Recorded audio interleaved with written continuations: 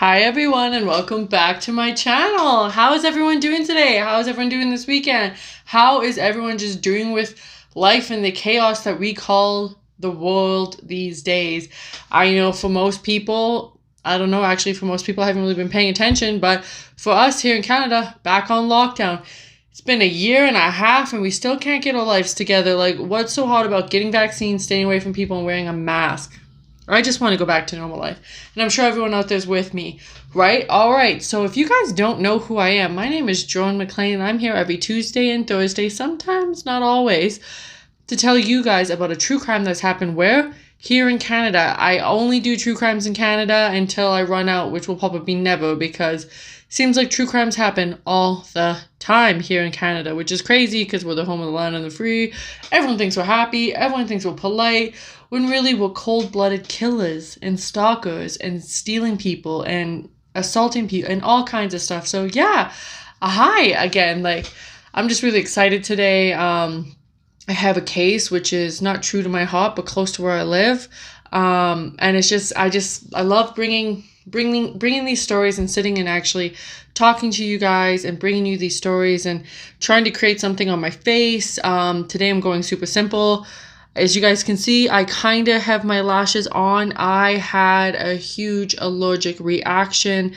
My lids were completely full of a rash. My face swelled. I couldn't open my eyes when I woke up in the morning because they were so gunked up and stuff. So they've been slowly coming off, and I can tell you my eyes feel so great. I'll probably put a little bit of mascara and stuff on, but I can't put too much just due to the fact of the irritation that I have been dealing with for the last couple of weeks. But I am excited for this one. Today we were talking about a murder that happened here in Alberta, and what made this really pick up in the media was the fact that this individual said that he wanted to be like Dexter off the TV show Dexter, and it just blew up after that. So let's get into it. Let's get into the story of Mark Twitchell.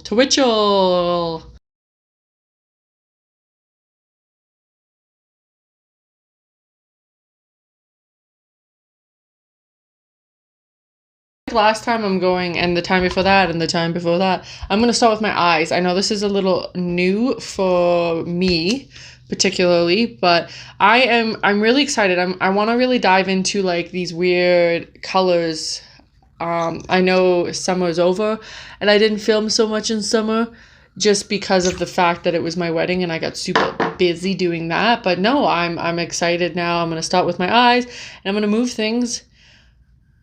I'm going to start doing different things and talking about different stories and really get into it. So I'm super excited. So Mark Twitchell, who I'll be calling just Mark, was born in the Edmonton area, born July 4th, 1979 in Edmonton. Mark dreamed of becoming a blockbuster hit, Steven Spielberg's type of shit. You know how it goes, trying to make it big. And there's only a couple places you can really go to do that, which is, I think there's like really Calgary, UFC, or SAIT, which is the South Institution of Technology, and then there's NAIT, which is the Northern Institution of Technology. So those are really the only couple places that you can actually go to if you wanted to actually pursue filmmaking. So that was his dream, was to be a blockbuster film person, and graduated from a radio and television art program at the Northern Institution of Technology, which is NAIT. And in 2000 or whatever. In 2001, Twitch married an American woman and moved to Illinois, but then divorced in 2004. So short-lived because he's crazy. I don't know if he's actually crazy, but that's just how it sounds. So in 2007, Twitch directed Star Wars Secrets of a Rebellion in a full-length fan-film prequel set in a few days prior to the original film. So it was kind of like something that he just kind of like brought out, was super excited about. The Secret of the Rebellion included a cameo of Jeremy Bulloch, a British actor who is best known for his role in Star Wars bounty hunter Boba Fett, and the film, still in post-production, never saw release. He also scripted a couple other things, some comedies, bubbly comedies, and in September 2008 he shot a short horror film entitled House of Cards at a garage he rented in the south end of Edmonton.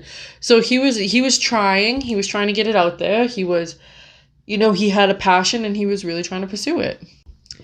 I think what I'm going to do is just something simple today. I probably have done it before, but I really like to do simple stuff. So the murder of John Bryan. So John was a 38-year-old male who worked in the oil field equipment manufacturer, which if you know anything about Alberta, he was just a regular guy. Everybody in Alberta works in an oil field. If you don't, it's very rare to find somebody, especially on dating sites. I know I'm married now, but before when I wasn't married, every person on Tinder, Bumble, whatever it was a bloody flippin' oil field person, and it was so annoying.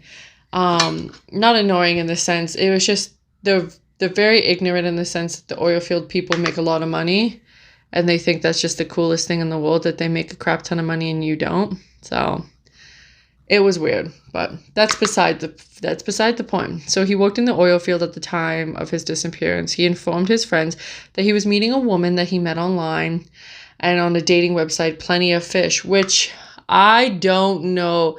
If you still use Plenty of Fish, please go down below and say that you still use Plenty of Fish. I am shocked about the people who still use Plenty of Fish. Is that website still going? I feel like it's like, what's it called? Why can't I think of it? Before Facebook, there was that one website, and I just am drawing a huge blank right now. MySpace. I feel like it's the MySpace of the dating apps. Like, it used to be like the biggest thing. When I was first in university, I was all for Plenty of Fish. And let me tell you, I found no one. Never went on one date when I was on that site my very first year of university, because my friends thought it'd be funny to put me on it, and it wasn't. He told everyone that when he was at work, that he met this really nice lady on Plenty of Fish, and that he was going to go on a date with her, which is like, you're young, you're single, you don't know anyone, you're in a small town, or you're working on the rigs, you don't have much free time. So when you do, you really want to, go out and have some fun.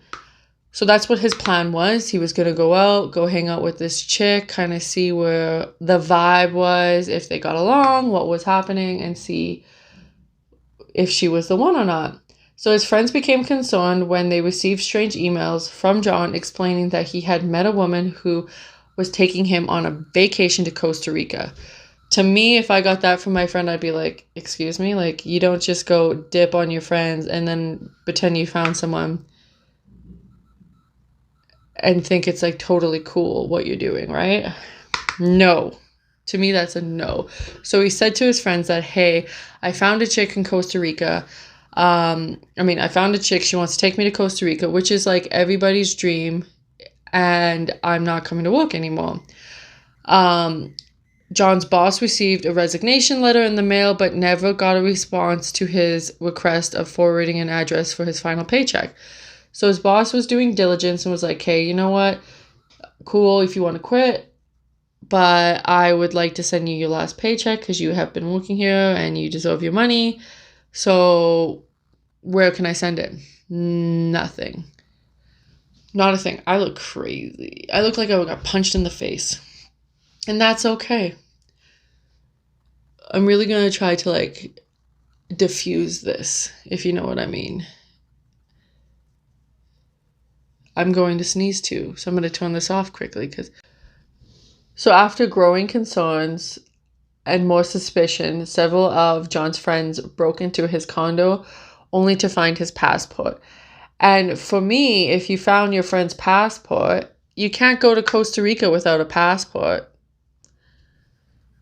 That's just something I know. You can't fly unless you go like, I don't know, you got your private jet or something like that. I don't know how those private jets work. So maybe if you have a private jet, something along those lines, you might be able to go to Costa Rica without one, but I highly doubt that. So they just found his passport, dirty dishes, and no indication that anything has been packed and that he was going to Costa Rica due to the fact that they found his passport. I would assume Costa Rica is not in the books right now. It's not something that he actually was going to do. A homicide investigation was soon to launch by Edmonton's police force. So they instantly, once they found out that you know, it actually doesn't look likely that he's going to Costa Rica. Maybe we should try to... I want to try to get this stuff out a little bit, you know, so it doesn't look so much like I've been punched in the face. I really just wanted it to be here. So let me try something else. So they instantly informed the Edmonton Police Department. So it's not the RCMP. Edmonton has their own police force. And that's who they informed instantly. Was like, this guy's missing. We need some help, type of thing. I'm going to be honest here. This purpley peach thing that is going on my face right now was not the original envision. But it's what is going to happen right now. So... enjoy the process. It's not looking too great. But you know what? You win some, you lose some, folks. And today it's not looking too good. I'm just going to diffuse this out. Maybe with some mascara. And some prayer. And some hope. We can try to get her going. Like, close up, it's different. Yeah. I see where everyone's coming from. I'll just add some more purple right there. Right there. Maybe if I... So during the investigation and during one of the trials of the investigation, a key piece of the evidence that was presented to the Crown... at at Michael's, is it Michael? Forced trial, once they got him for murdering John, was a document entitled SK Confessions. And what they found out SK meant was serial killer confessions.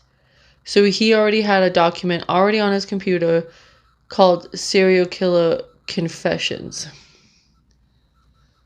So instantly, you're kind of thinking, if you're an officer, like, who saves this, right? But he did. So there was SK Confessions, what SK stood for serial killer, which was recorded from Twitchell's laptop. Despite being deleted, the document began with a passage that said, "A story based on true events. The names and events were altered slightly to protect the guilty. This is the story of the progress that became a serial killer." So it was him and how he became a serial killer. So I don't know what else says guilty. If you're going to instantly have a documentation that you were trying to kill this guy, yeah, you're guilty. And then you just change the names, you crazy guy. Thinking you're going to fool people and be like, if I change my name, no one will ever know that it was me. They will. They're going to. There's no way that they're not going to know. It's on your flipping laptop, you crazy guy.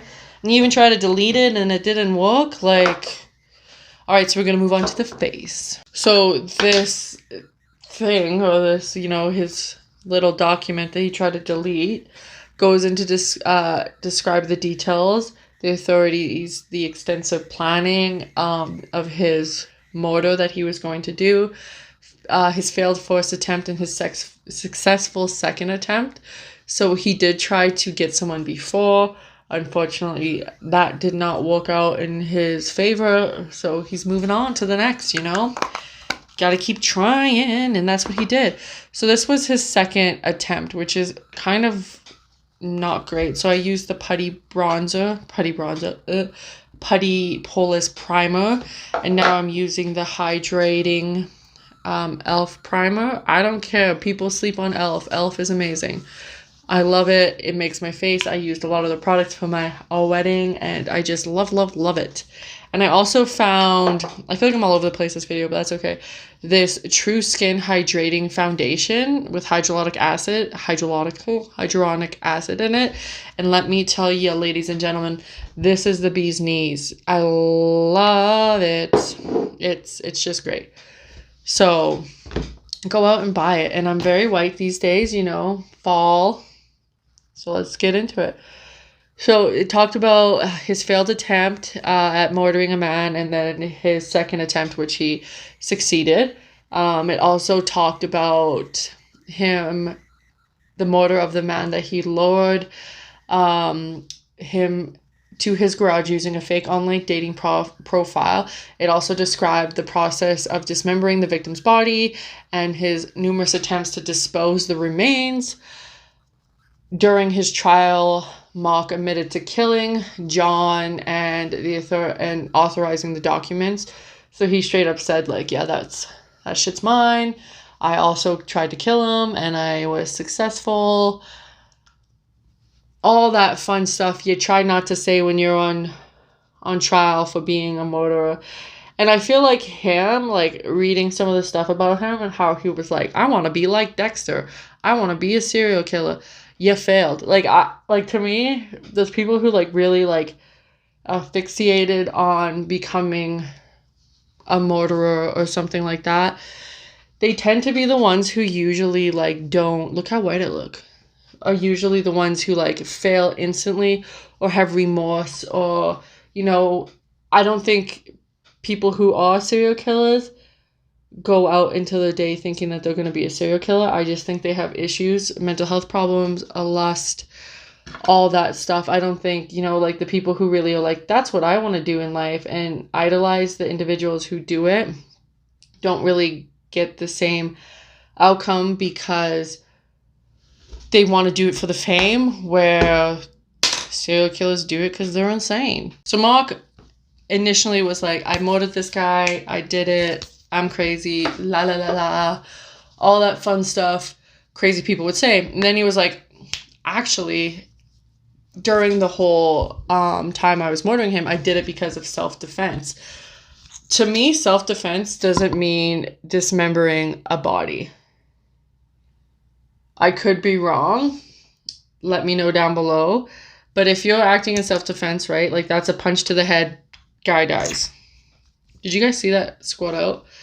That's what self-defense is.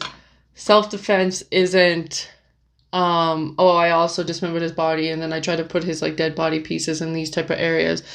It's, again, he came at me, I punched him in the face, he fell, hit his head or some shit like that, and then he died. And now I called 911. It isn't me hiding the body and going, like, trying to be like Dexter, you know? Like, so he said he acted in self-defense, and that much of the document was fantasized. It was fictional, and those same with those events. He claimed that the mindset of the author, which portrayed the killing of was initially not him. And he just did it because he wanted to do a novel. He really wanted it to be a compelling novel that people wanted to buy. So that's why he initially did that stuff, which is like, are you crazy? So during the whole trial for John and the murder of John, he was convicted of first-degree murder. Monk was like, you know, that's 25 years to life, 25 years with no parole, and then you can get parole, and then if you get denied, it's just an ongoing battle. So I'm a ghost. So he was convicted, and that was that. Done, right? No, he also had other charges on almost the exact same thing. Do you remember earlier he talked about how he also lured some other dude into his house over the same thing? So now he was getting charged with attempted murder charges for his alleged attack on Giles, was the guy's name. Giles testified that he was lured off the website Plenty of Fish in the expectation that he was going to go on a date with a woman, the same thing that happened to John, only to be attacked by a man in a mask with a stun baton when he arrived at the garage rented. So kind of the same thing. So now, to me, it doesn't really, like, no one really said anything. The guy was going to make a horror movie in his garage that he rented by him being the guy and actually killing people. I kind of feel like that's where he was going with this, which is not okay in my eyes. Like, he's like, I'll make a really cool horror movie, but people are actually going to die, you know? So I feel like that was his main thing that he was going to do. So this guy was attacked, like I said, with a stun baton, and he was in the garage that was rented by Mark. Crown prosecutors did not immediately decide if they wanted to pursue the charges of attempted murder upon securing the conviction of the first-degree murder, but a conviction of attempted murder would not be added to the life sentence that he received. So in Canada, we're not like the States where you can be like, you are going to jail for 365 years. That doesn't happen in Canada. You get one life sentence, so you get a life sentence multiple times. So it could be like you murder 10 people, you'll get a life sentence for each one of those persons, but you will only serve one life sentence. Does that make sense? You don't just get 655 years. You have to kind of like just do your one life sentence and then go for parole, and then you usually get denied because you're crazy. Kind of like that. That's just how it works in Canada.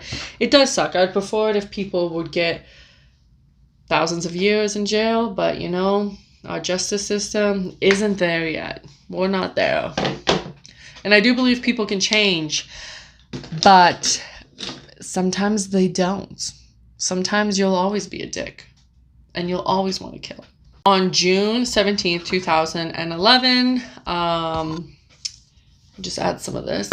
First-degree murder charges, the attempted murder charges against convicted killer Mark was stained in Court of Queen's Bench of Alberta. The Crown prosecutor had 1 year to reinstate these charges if he so wished, because it was stained, which was laid for an alleged attack by Mark in Edmonton with Giles almost 3 years ago. So a stained conviction means they were not convicted because there was not enough evidence or something, you know, like this guy sounded, this court or this gentleman who was the Crown prosecutor sounded like he was okay with just the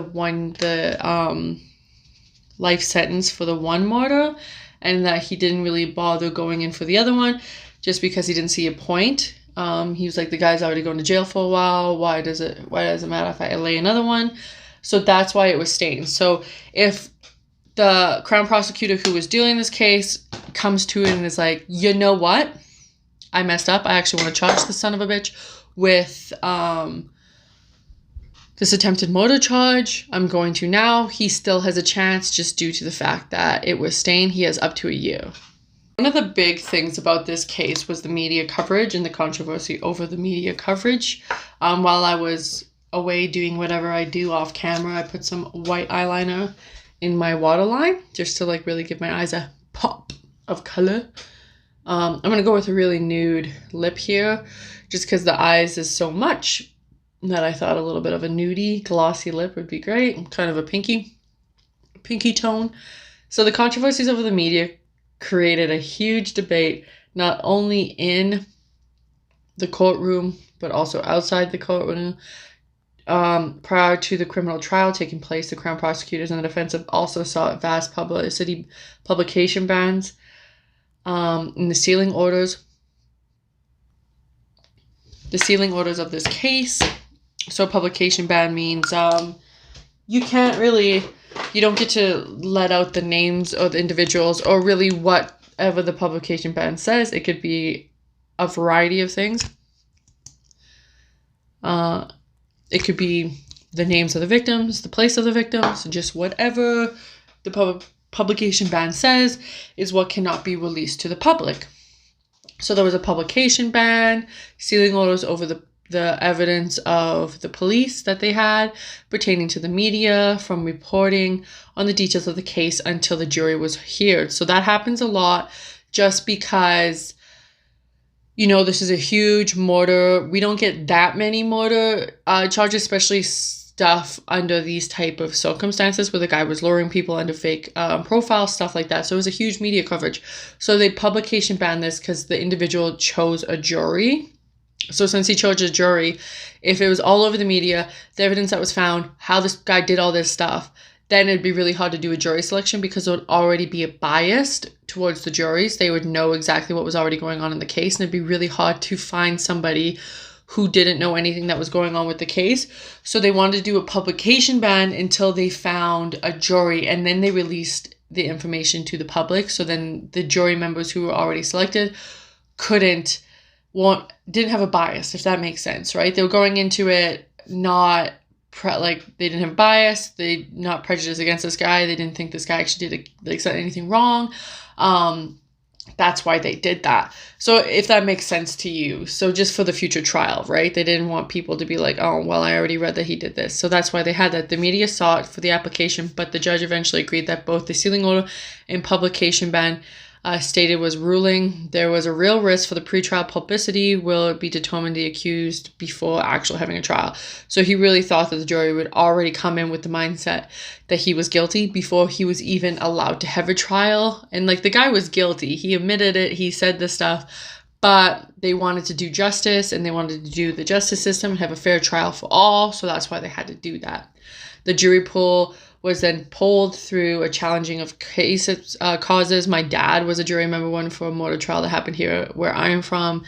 And I didn't even think he probably should have been, because at the time I was a court clerk and I knew exactly what was going on, and I was living with him at the time. So I was like, you probably shouldn't be a jury member. But you know what? They do what they do. So they had the media coverage. The publicity ban was in effect. Not a lot of people knew exactly what was happening. And then when the ban was lifted, a media press attendant reported on the trial, including American television show Dateline NBC and 48 Hours. True Crime Books is also the works of a journalist and author, whatever her last name, Stevie LeBron. After the first-degree murder charge was convicted, Mark's media coverage was case of a grounds for an appeal. So he argued in the notice of appeal that the media attention surrounding my case was so extensive, so blatant, and so overtly publicized that it was unreasonable to expect any jury to deem him not guilty. But the result of his appeal has not been decided. He didn't get the appeal. I'm going to let that know. So the reason why it was such a publicity-wide case was just because he was going around telling everyone he did it because he wanted to be like Dexter, except for Dexter murdered people who were bad guys, not people looking for love. So I'm going to put a little bit more mascara on. I'm going to fix my hair, and then I'm going to come back with my final thoughts. My final thoughts about this case was, the one thing I did like about this case was the guy was picked up pretty quick. They knew where he was going to see this chick, stuff like that. I know I didn't really get into that too much, but the guy was picked up pretty quick. And I think the whole trial and everything, a lot of the times we see mistrials because the judge tells the jury what they want to do, or the judge tells the jury what they think in the middle of the case, and then it's a mistrial, then it has to happen all over again. So like the people who were victimized throughout the trial get victimized again and again and again. So I really like about this one was how they instantly was like, no publicity, no nothing. This guy's going to have a trial the way it's supposed to be. Don't let anything go out. We need to pick a jury who is going to be sensible and understands and has no recollection or clue what is happening or going on. So I really like that. And that made for such a great case. And I know a lot of the times, like, I'm a nosy bitch. I know a lot of people are. When you see something that happened, there was a murder and it's all across the news and it says, we're not going to release it to the public. It's like, well, what happened? What happened? But at the same time, like, I know it's none of my business. If that was a family member of mine, I don't think I want it posted all over the world. But, you know, I'm just a nosy person and want to know. So that's just me. I think this case was handled great. For the amount of media coverage it had, I didn't find much on it, but I did find enough to like have a little story about it, which I thought it was a cool, neat little story. How he was like kind of saying he was an attractive woman and then he would murder the people. He got 2 of them anyways, so that was cool. Not really cool, but like, you know, different. You don't see that often. He clearly wasn't the best serial killer. Like I said, he was just somebody who idolized a serial killer, which is like, get better idols. You don't need to be going over saying that you like serial killers. That's not somebody you need to idolize. Find somebody else. Okay? So get better idols. That would be great. But I'm glad he's in jail. I believe he's still there. and just stay in jail. We don't need to let him out, because we all know what happens when you let somebody like that out. They just try to do it again. He's going to try to do it again, because he was unsuccessful of being a serial killer. He was just some dude who sucked at doing that, and he got caught instantly. Like, get a life. Yeah, so those are my final thoughts. And I just want to thank each and every one of you guys for coming out and watching my videos again. It means the world to me. I appreciate it.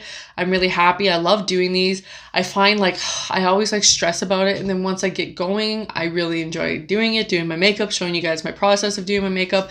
And honestly, like for me, growing up, I've always had horrible skin. I never felt good about myself. I never wanted to, like, it took me forever to not go to bed with makeup on when I was dating my husband, because I was so scared that he would see what my skin actually looked like and not want to be with me.